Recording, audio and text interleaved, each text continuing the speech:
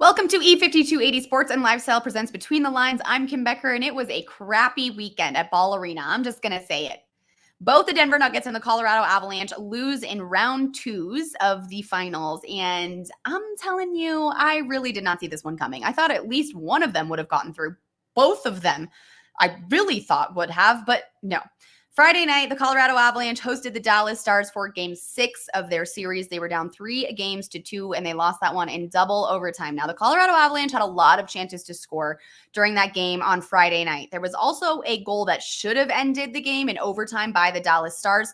It was called a no goal. They reviewed it, and still the call stood as a no goal. And really, the Avs took a huge break with that one because it probably should have been a goal. So the Colorado Avalanche are out of the Stanley Cup Finals. And then fast forward to Sunday night, where we think the Denver Nuggets will beat the Minnesota Timberwolves in Ball Arena in Game 7. They had a 20-point lead, and they blew that. And the Minnesota Timberwolves won by 8 points. It was not a performance by the Denver Nuggets that we know. It was a brutal way to go out. Coach Malone was not happy after the game, which is to be expected. In his post-game press conference, he dropped an F-bomb. He called a question a stupid-ass question.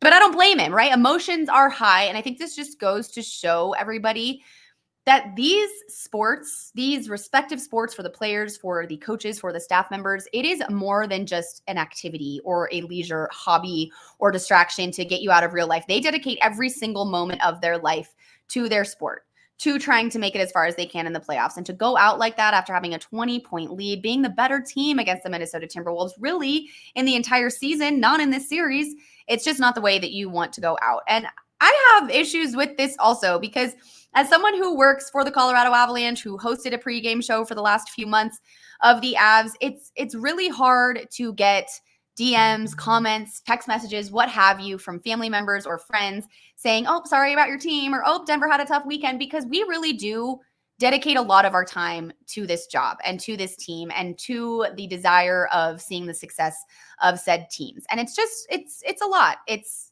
it's more than just a job. It's a lifestyle. And you just could really feel that emotion and that passion coming from Coach Malone. And I can feel that on such a tiny level compared to what he feels it, I'm sure, because every single move that he makes is for the Denver Nuggets. But it really can just be a tough time. Well, and speaking of a tough weekend, the Colorado Rockies also had one of those. They got swept by the San Francisco Giants after winning 7 straight, including sweeping the Texas Rangers, who are the reigning World Series champs. So it was just not a good weekend in Denver for any of our sports teams. I don't know what we're supposed to do now. I guess silver lining, something to look forward to. OTAs for the Broncos start this week, so we can start talking football, which is my sport, if you all know me. Football is my jam.